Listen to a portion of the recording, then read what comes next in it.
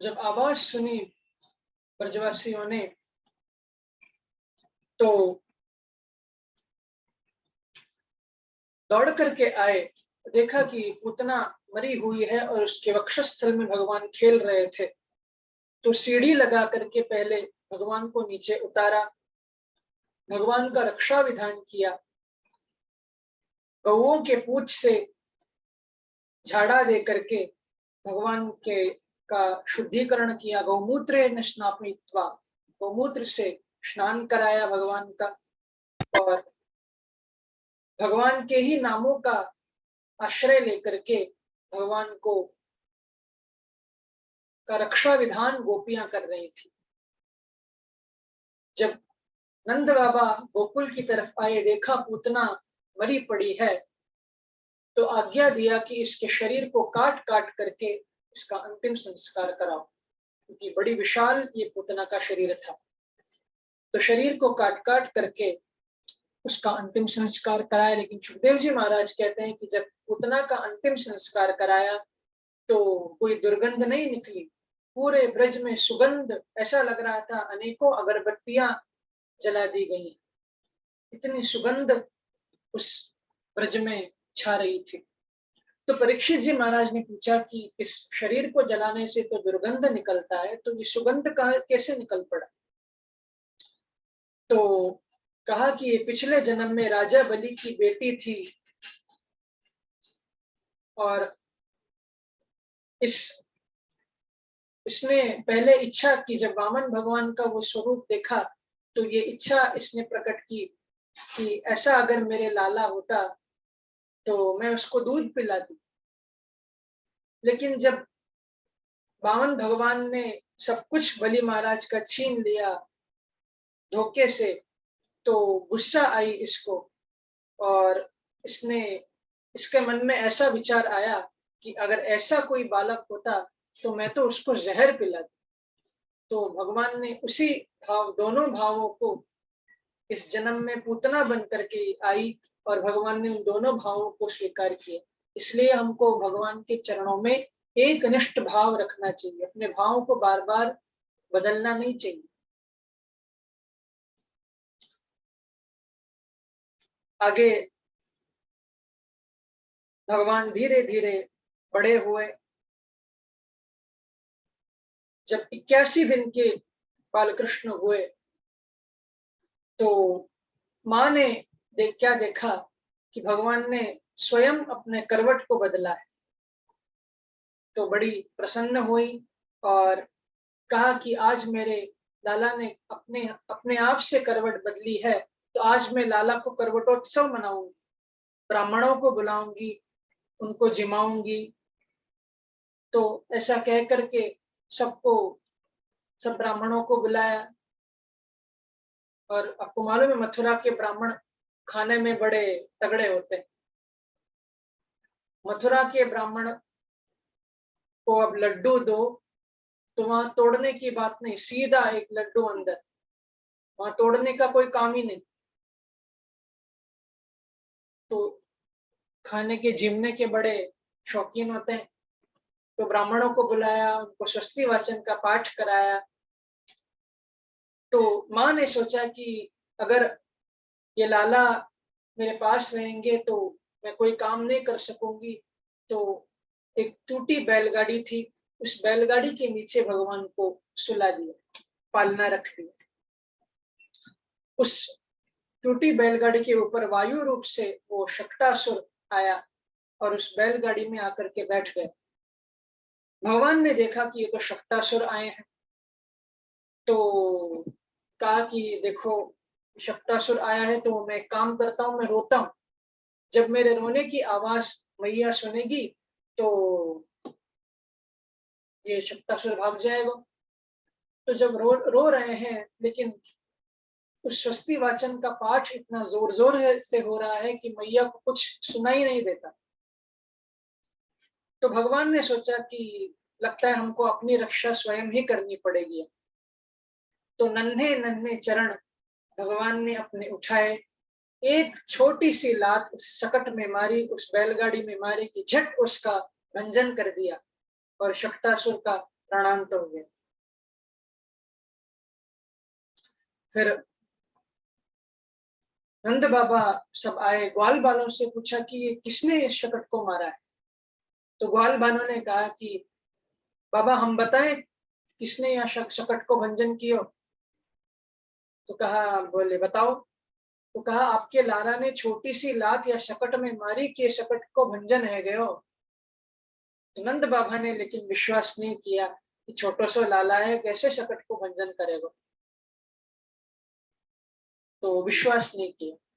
लेकिन वहां जो करवटोत्सव मना, तो ब्राह्मणों को बढ़िया बढ़िया मालपुआ खाने को मिले, खीर मालपुआ न जाने क्या क्या छप छप करके गए ब्राह्मण।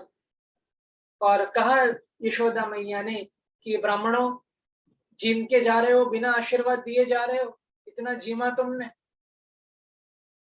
तो कहा ब्राह्मणों ने कि भैया कहा आशीर्वाद दें, हमारे लाला को आशीर्वाद दो। तो कहा कि हमारो यही आशीर्वाद है तुम्हारे लाला को कि तुम्हारे लाला महीने में कम से कम 2-3 बार तो करवट बदलते ही रहे। तो यशोदा मैया ने कहा कि ये कैसा आशीर्वाद दे रहे हो, 2-3 बार करवट बदलते रहे।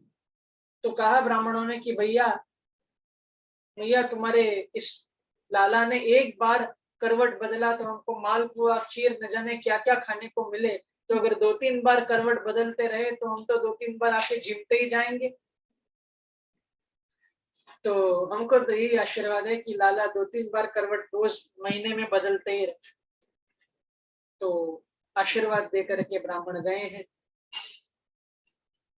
पीछे से फिर उस तृणावर्त को भेजा है कंस ने।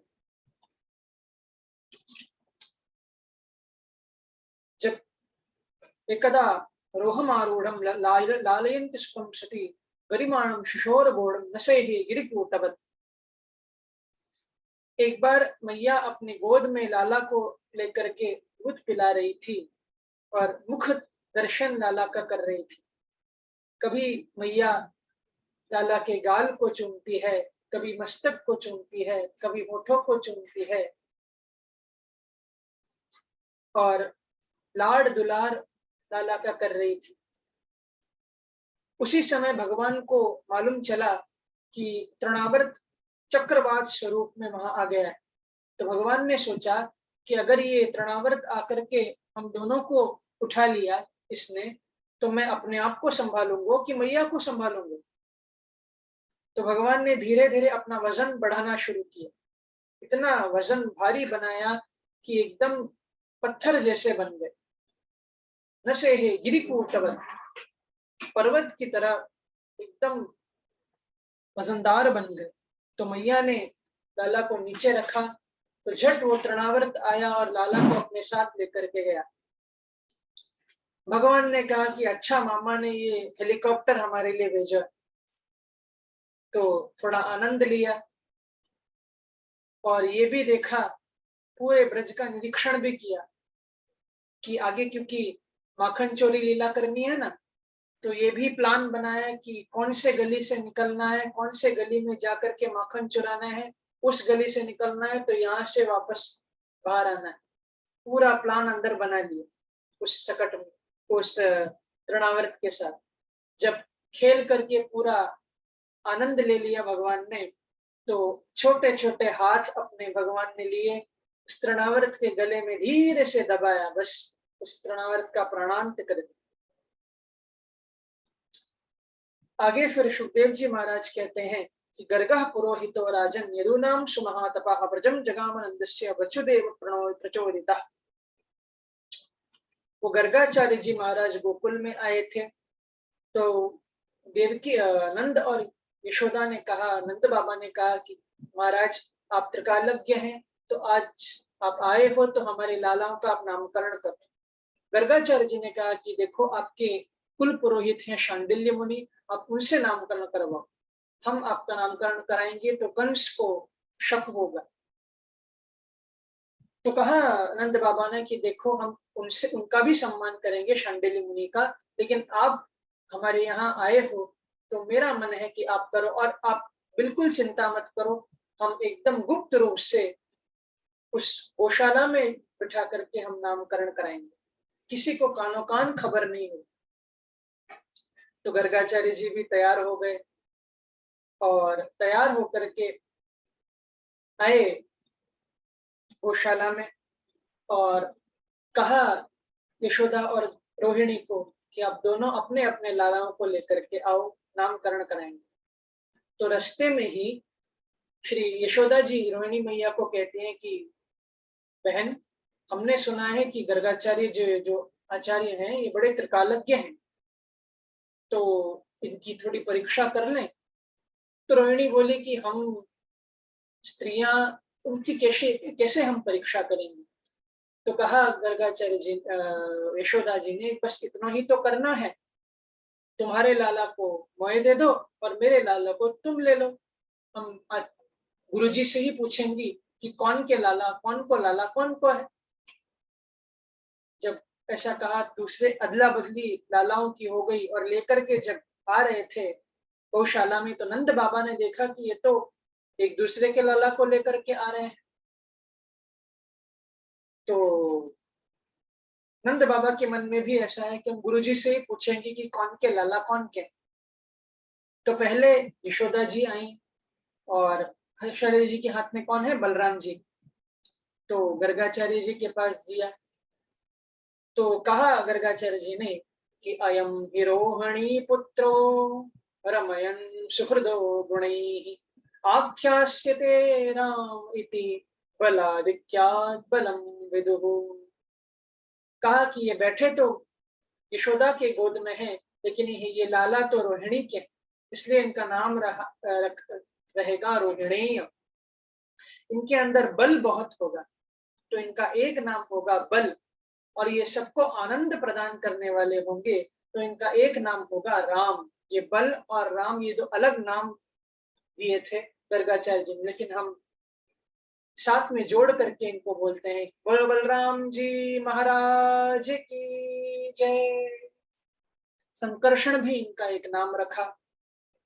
अब रोहिणी जी आई और जब भगवान के को देखा गर्गाचार्य जी ने, तो आंखों में आंसू भर गए। सोच रहे हैं गर्गाचार्य जी कि आज मैं इनका जो नाम रखूंगा, न जाने कितने लोगों को ये नाम तारने वाला है। ऐसा सोच करके जब देखा भगवान की ओर,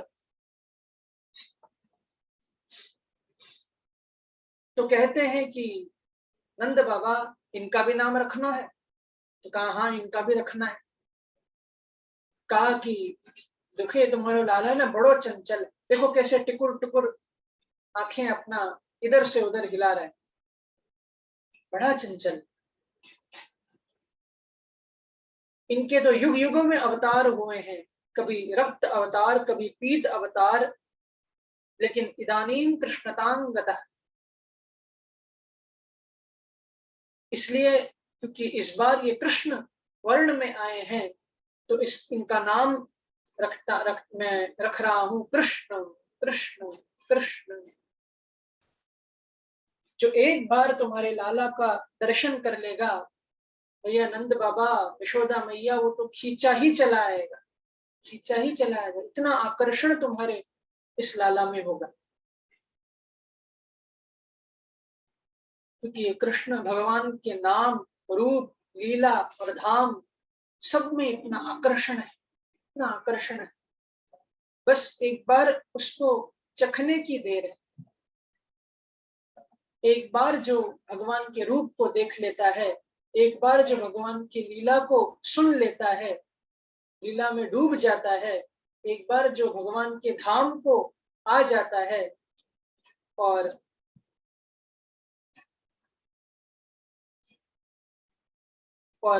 नाम को, रूप को एक बार पकड़ लेता है, तो फिर वो भगवान से कभी अलग नहीं हो सकता।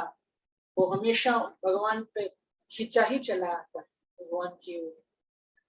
जैसे एक आपने देखा मैग्नेट होता है, वो क्या करता है, जो भी आयन के जो भी वस्तु होते हैं उसको खींचता है।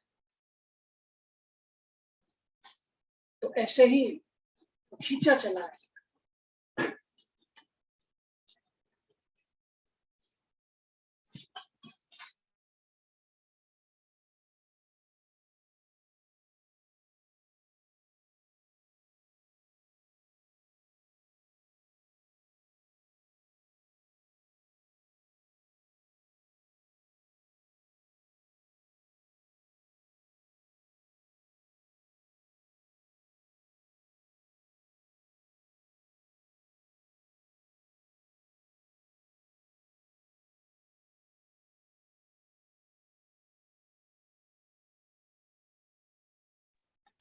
वो खींचा ही चला आएगा।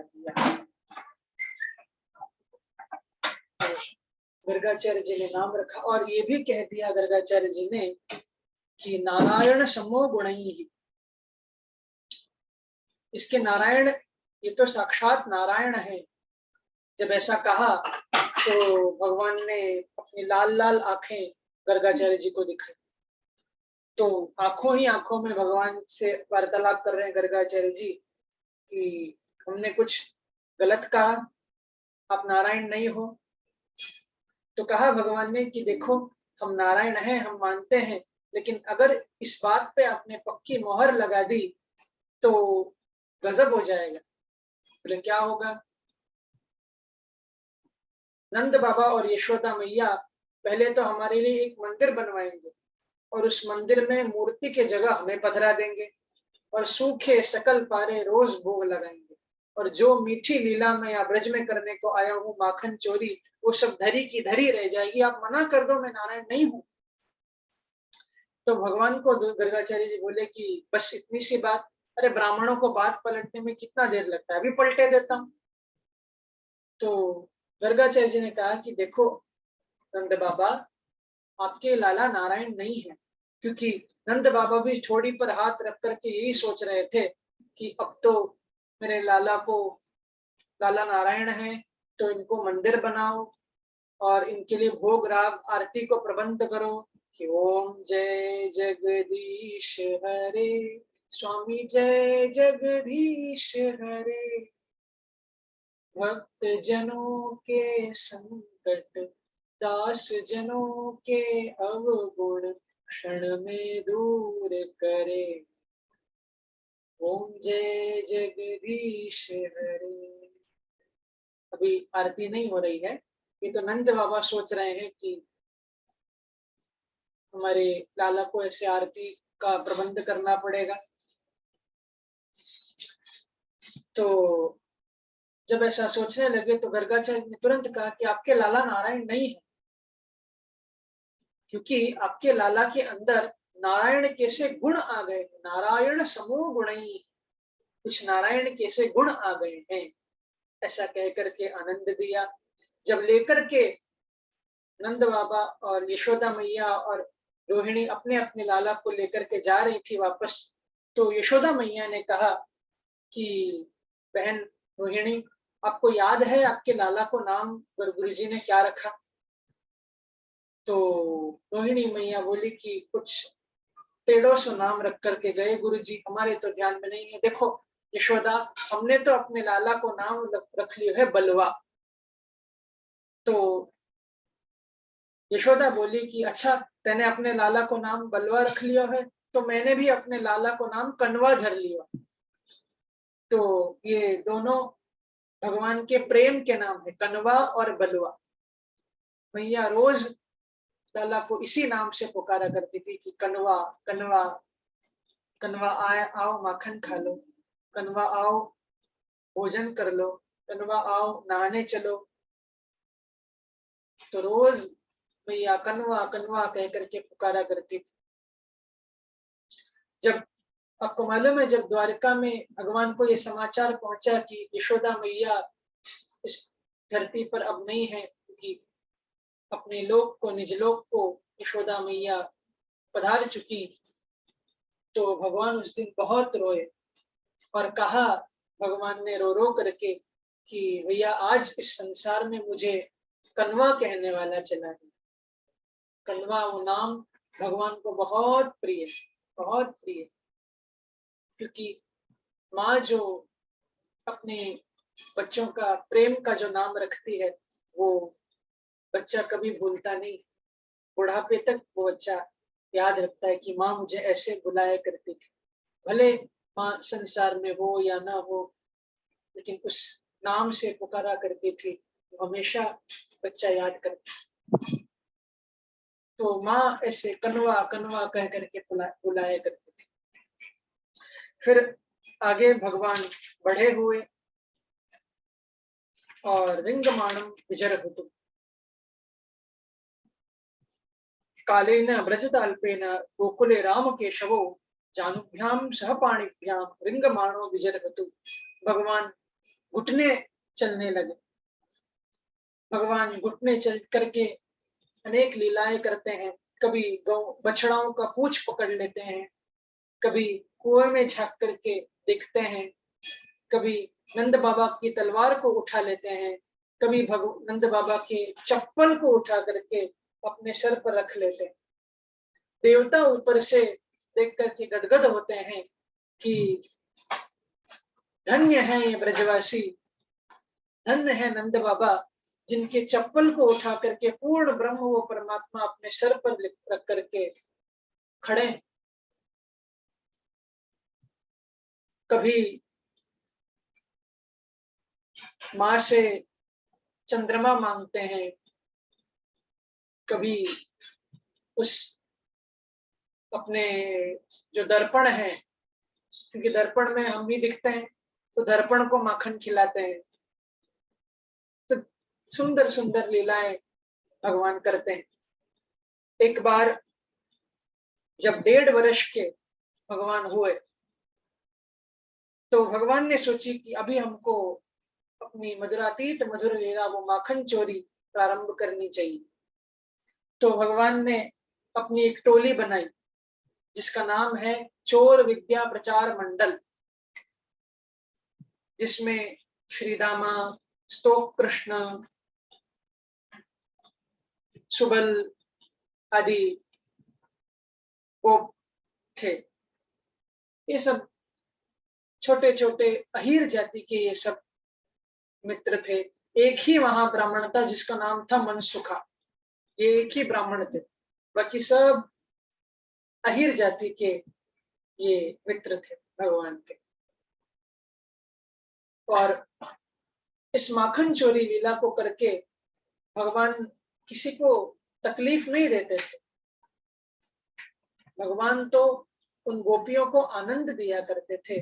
और इसका और एक कारण ये था कि क्योंकि ये जो गोपियां जो दधि मंथन करके माखन निकालती थी और दही जो निकलता था, ये सब कंस को भेजा जाता था और कंस अपने उन सैनिकों को पुष्ट करता था और अधर्म बढ़ाता था।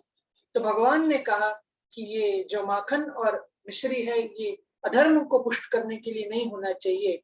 तो इसलिए माखन की वो चोरी करा करके अपने मित्रों को खिला करके, बेचारे वो सोचते थे भगवान की बेचारे मेरे मित्र इतने गरीब हैं, वो माखन और मिश्री नहीं खा पाते, इसलिए उसको चुरा चुरा करके वहां की सप्लाई बंद कराते थे और यहाँ अपने मित्रों को भगवान खिलाते थे पूरा भरपेट। केवल मित्रों को नहीं खिलाया करते थे, भैया वहां के मोर, बंदर, सबको भगवान खिलाया करते थे मख। तो कैसे वो मख, क्योंकि आपको मालूम है गोपियां कभी तकलीफ में नहीं आती थी। गोपियां तो अपना द्वार खोल करके रोज इंतजार किया करती थी और जिस दिन भगवान नहीं आते जाकर के यशोदा मैया को के पास जाती थी। क्यों मालूम है? क्योंकि आज सब गोपियां फिर मिल जाती थी और मिलकर के बोलती थी कि आज तो लाला माखन चुराने के लिए ना आए, हमारो हमको दर्शन ना मिलो ठाकुर जी को, तो चलो ये उल्हाना देने के बहाने हम नंद भवन को जाएं और वहां तो लाला मिल ही जाएंगे। तो उल्हाना देने के बहाने भगवान का दर्शन करने गोपियां जाया करते थे। रोज भगवान का इंतजार द्वार खोल करके किया करती थी। और क्या कहती थी मालूम है?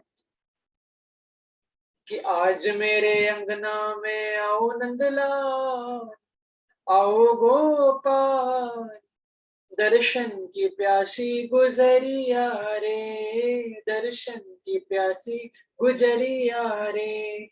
आज मेरे अंगना में आओ नंदलाल, आओ गोपाल, दर्शन की प्यासी गुजरिया रे, दर्शन की प्यासी गुजरिया रे, दर्शन की प्यासी गुजरिया रे। आज मेरे अंगना में आओ नंदलाल, आओ गोपाल, दर्शन की प्यासी गुजरिया रे। अंगना में आओ मेरे माखन को खाओ, अंगना में आओ मेरे माखन को खाओ। झूठी साची, अरे झूठी साची बत्तियां सुनाओ नंदलाल, सुनाओ गोपाल, दर्शन की प्यासी गुजरिया रे, दर्शन की प्यासी गुजरिया रे।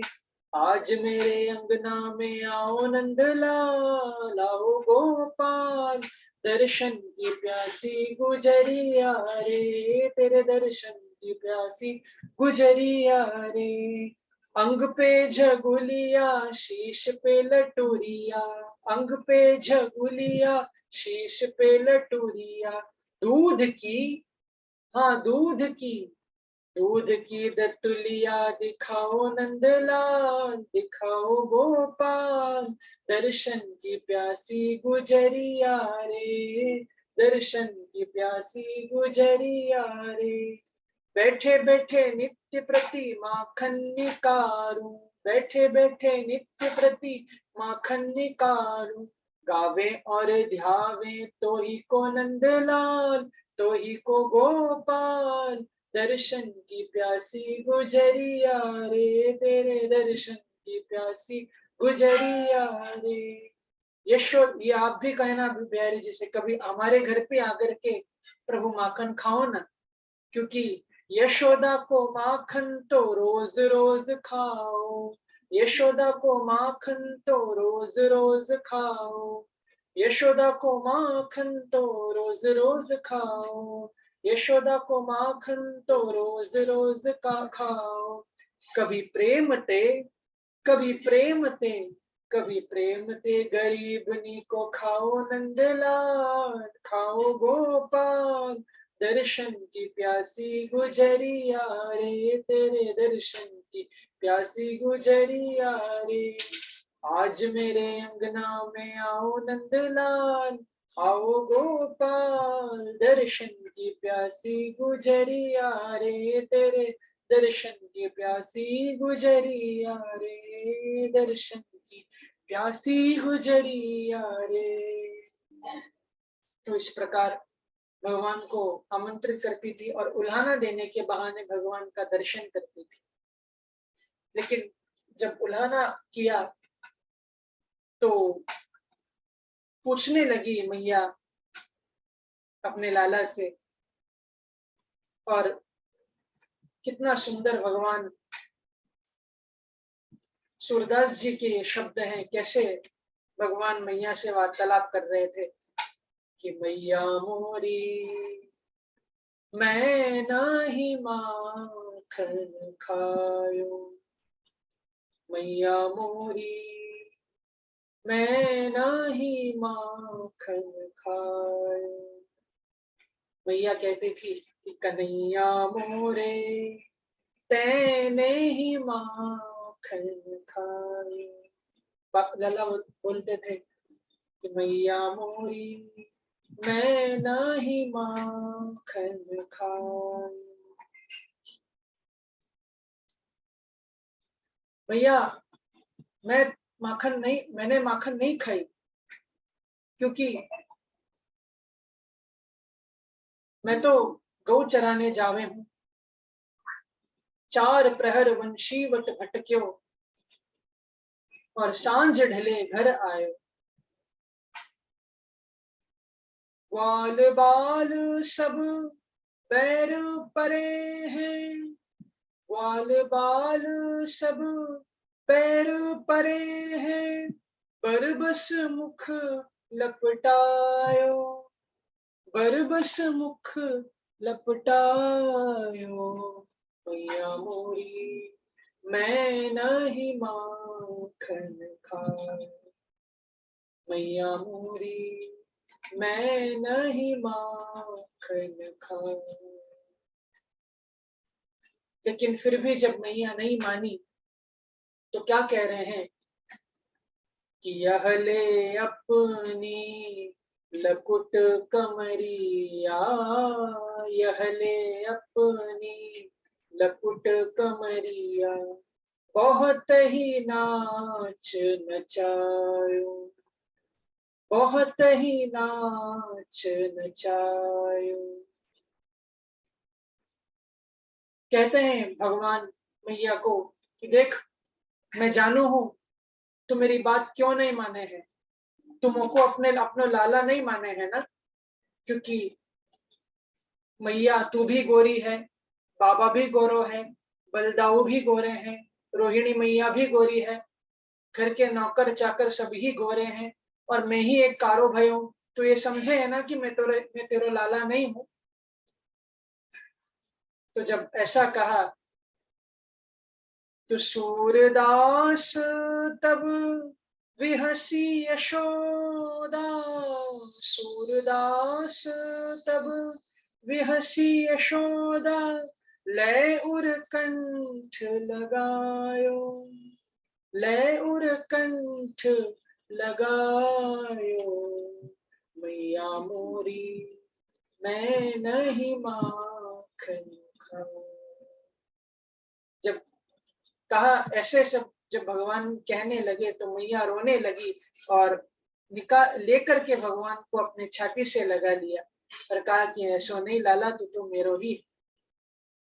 जब भगवान ने देखा कि मैया तो अपने कब्जे में अब आ चुकी है, तो अब क्यों ना सच बोल दो। तो कहा कि मैया मोरी मैंने ही माखन खायो, लाला तेने माखन खायो, मैया मोरी मैं नहीं माखन खायो। अरे दारी के, कभी बोले है खायो, कभी बोले है नहीं खायो, सच क्यों नहीं बोले है। तो कह दिया कि मैया मोरी मैंने ही माखन खायो। तो इस प्रकार ब्रजवासियों को आनंद प्रभु दिलाया करते थे। एक बार भगवान ने खेलते खेलते वो मृद जो भक्षण भगवान ने किया, तो ग्वाल बाल सब देखने लगे कि ये तो आज माछी खा रहे हैं। तो बलदाऊ को बुलाया। बलराम जी महाराज ने पूछा कि लाला तेने माटी खाई। लाला बोले हूं। अब मुख में तो रखी है माटी, बोले कैसे। तो बलराम जी बोले कि देखो ये लाला ऐसा नहीं मानेगा, या को मैया के पास लेके चलो, या को पिटाई लगाएंगे, फिर ये बोलेगा। तो दो मित्रों ने भगवान के हस्त कमल पकड़ लिए और दो मित्रों ने वो चरण कमल पकड़ लिए और ऐसे डंडा डोली करते हुए भगवान को यशोदा मैया के पास लेकर के जा रहे हैं। और क्या कहते हैं कि तेरे लाला ने माटी खाई, यशोदा सुन माई, तेरे लाला ने माटी खाई, यशोदा सुन माई।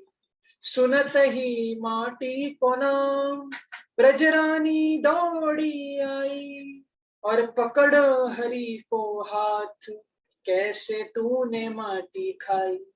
तो तुनक तुनक तुतलाए के वो बोले शाम, मैंने ना ही माटी खाई, नाहक लगायो नाम। कि नाहं भक्षितवानम्ब सर्वे मिथ्याभिसंश्रण, यदि सत्यग्रहस्तरहि समक्षम पश्य मे मुखम। मैया मैंने माटी नहीं खाई। तो को परीक्षा करना होए तो मेरे मुख में साच को आज का है, मेरे मुख में देख ले। तो छोटो सो मुखार विंद कृष्ण हूँ ने फाड़ दियो। जब छोटे छोटे मुखार विंद भगवान ने खोल करके दिखाए तो मैया को माटी वाटी तो कहीं दिखाई नहीं दी। पूरा ब्रह्मांड भगवान के उस मुखार विंद में मां दर्शन कर रही थी। जिस ब्रह्मांड में ये पृथ्वी भी है, पृथ्वी के अंदर भारत देश है, उस भारत देश के अंदर ब्रज प्रदेश है, उस ब्रज के अंदर गोकुल है, और उस गोकुल के अंदर मैया लाला के मुखारविंद में झांक रही है। ऐसा जब देखने लगी झांकी यशोदा तो एकदम चकित हो गई कि ये मेरे लाला के मुख में अलाय बलाय कहां से आ गई। भगवान ने सोचा कि आज मैया ने मेरे ऐश्वर्य का दर्शन कर लिया, तो वैष्णवी माया भगवान ने छोड़ा, मुस्कुराए तो मैया मैया सब कुछ भूल गई। तो पूछा भगवान ने कि मैया तेने मेरे मुख में माटी देखी? तो कहा कि सारो सब जग झूठो, केवल एक मेरा लाला ही साचो है, मैंने तो अपने लाला के मुख में कहीं भी माटी नहीं देखी। तो ऐसी लीला प्रभु करते हैं। एकदा गृहदासीषु यशोदानंद गेहनी कर्मांतर नियुक्तासु निर्ममंथ स्वयं दधि। स्वयं दधि मंथन करने के लिए बैठी। जब भगवान को भूख लगी तो मंथन रोक करके भगवान को दूध पिलाने लगी, लेकिन अंदर जब पता चला कि दूध उफन रहा है तो भगवान को छोड़ करके दूध को संभालने के लिए उतारने के लिए गई। भगवान को लीला में गुस्सा आए कि मैया को दूध प्यारो है, पूत प्यारो नहीं। तो कहा भगवान ने कि मेरे गुस्से में तो पूरा ब्रह्मांड नष्ट हो जाता है, लेकिन ब्रह्मांड नष्ट करने के लिए मैंने तो ये क्रोध नहीं किया है, तो चलो ब्रह्मांड नष्ट नहीं कर सकता तो कम से कम ये भांड ही नष्ट कर देता हूँ। तो पत्थर का टुकड़ा लिया और धम धम करके सारे माखन की मटकी फोड़ दी। मोर बंदरों को भगवान खिलाने लगे। जब मैया ने झांक करके ये झांकी देखी तो पहले तो मुस्कुराने लगी, लेकिन बाद में सोचा कि अब मेरे लाला बड़े हो रहे हैं तो उनको थोड़ा शिक्षा भी देना चाहिए। तो डंडा लेकर के आगे आगे भगवान दौड़ रहे हैं और पीछे पीछे मैया डंडा लेकर के भाग रही है कि मैं तो आज तो को मारूंगी, आज तो को मारूंगी। और भगवान आगे आगे जाकर के अंगूठा दिखा रहे हैं कि ले पकड़ तो ले, मारेगी तो पहले पकड़ फिर मारियो मेरे को। तो भाग रहे हैं। जब गोपियों ने इस दृश्य को देखा तो कहने लगी गोपियां कि मैया आज का भयो, सुबह सुबह आज लाला के पीछे दौड़ क्यों लगा रही? तो कहा यशोदा मैया ने कि कहा बताओ गोपिया, आज लाला ने हमारे घर में माखन की मटकी फोड़ दी। तो एक दूसरे को गोपियां कोहनी मार करके बोल रहे हैं कि ये कौन सा नया काम किया, ये तो रोज ही हमारे घर करके आवे, और जब हमारे घर करके आवे तब तो तू मानी नहीं, और आज अपने घर में माखन की मटकी फोड़ी तो भागने दौड़ रही है। तो कहा यशोदा मैया ने कि देखो गोपियों, तुमने ही इसकी आदत को बिगाड़ करके रखा। आज मैं आपको सीधो करूंगी और करूंगी, आज मैं आपको मारूंगी।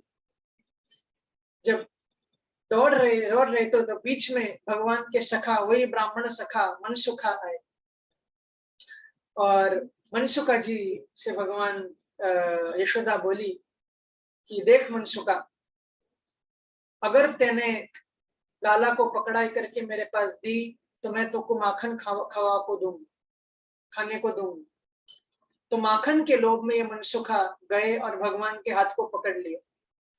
कहा भगवान ने कि देख मनसुखा, मैं सब जानू हूं, आज थोड़े से माखन के लोभ में तुम मको मैया ते मार लगावे को। तो मनसुखा बोले कि देख लाला, तेरी मैया है, दो चपत तेरे गाल में लगाएगी और हमारो भलो है जाएगा। तो भगवान ने कहा कि अच्छा, हमारी हो पिटाई और तुम्हारी हो पूजा, ये विद्या कछु और को सिखाइयो। देख मनसुखा, मैया तो तुमको आज माखन खिलाने को देगी, लेकिन मैं रोज गोपियों के घर चुराए चुराए करके माखन तो को खवा हूं। यदि आज तेने मुको मैया ते मार लगाई तो कल से मेरे पार्टी से बाइकॉट, तो को अपने पार्टी से अलग कर दूंगा। तो कहा कि मनसुखा ने कि देख, एक दिन की बात है, थोड़ा